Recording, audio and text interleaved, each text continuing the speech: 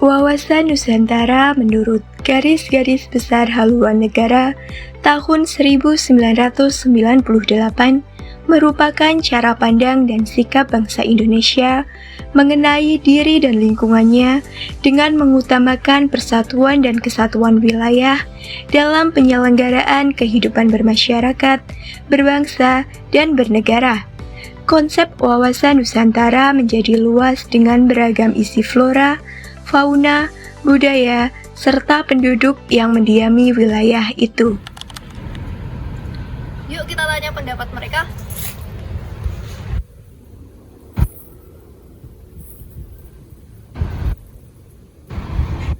Permisi, saya boleh bertanya pendapat kakak?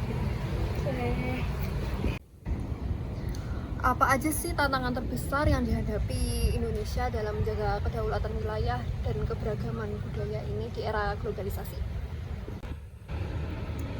Baik, untuk kebijakan pemerintah dalam mempertahankan wawasan Nusantara itu sendiri terus berkembang ya menurutku, karena itu pun menyesuaikan dengan dinamika global saat ini. Nah, namun tantangan dan faktor-faktor seperti perubahan teknologi, kemudian pengaruh budaya asing, serta ketimpangan ekonomi itu sendiri menurutku tetap perlu diantisipasi agar wawasan Nusantara itu sendiri tetap relevan dengan globalisasi saat ini.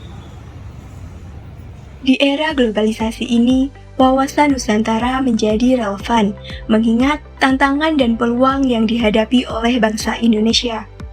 Globalisasi membawa arus informasi, teknologi, dan budaya dari berbagai negara yang dapat mempengaruhi identitas dan nilai-nilai budaya lokal.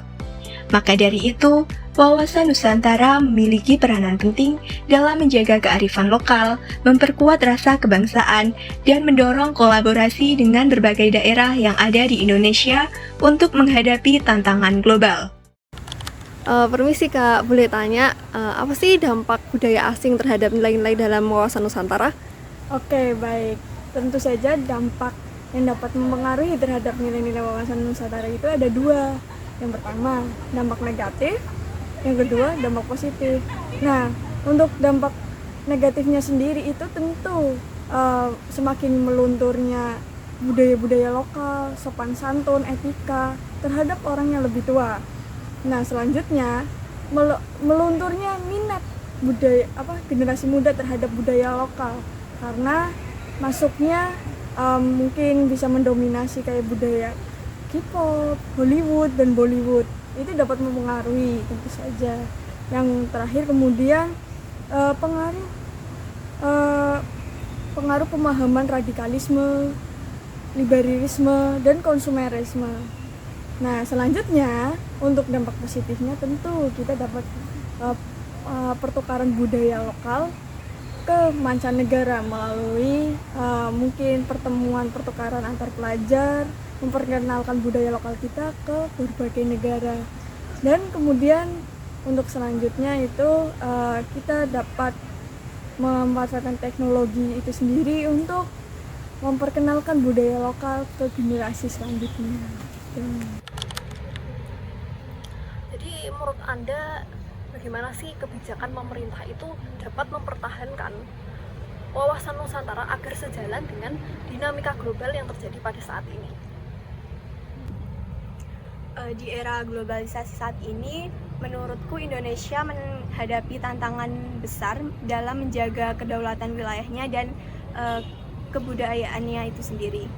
Nah, arus informasi dan teknologi yang kian cepat juga membawa pengaruh budaya asing sehingga identitas nasional kita sendiri itu kian terkikis. Nah, homogenisasi akibat globalisasi juga berpotensi mengurangi apresiasi masyarakat terhadap budaya lokal dan tradisional kita. Nah, selain itu juga ketimpangan ekonomi antar daerah dapat menjadi ancaman bagi kestabilitasan bangsa kita, karena memicu permasalahan sosial dan politik yang nantinya itu berdampak pada persatuan bangsa Indonesia. Menurut Anda apa aja sih dampak teknologi yang mengaruhi wawasan Nusantara? Oke, tentu saja dampak menurut saya itu dampak teknologi terhadap wawasan Nusantara itu ada dua, dampak positif dan dampak negatif. Untuk dampak positifnya tentu kita menjadi dapat berkomunikasi dengan mudah dengan teman-teman dari Sabang sampai Merauke. Kemudian kita dapat memperkuat ketahanan dan keamanan kita di negara ini melalui cyber, sandi, dan keamanan lainnya. Kemudian kita juga dapat memanfaatkan teknologi itu untuk menyebarkan dan memberikan edukasi kepada generasi-generasi selanjutnya yang berkaitan dengan budaya lokal. Untuk dampak negatifnya sendiri tentu saja kesenjangan digital. Pasti di daerah 3T di Indonesia belum tentu ada teknologi yang sangat maju dari luar 3T.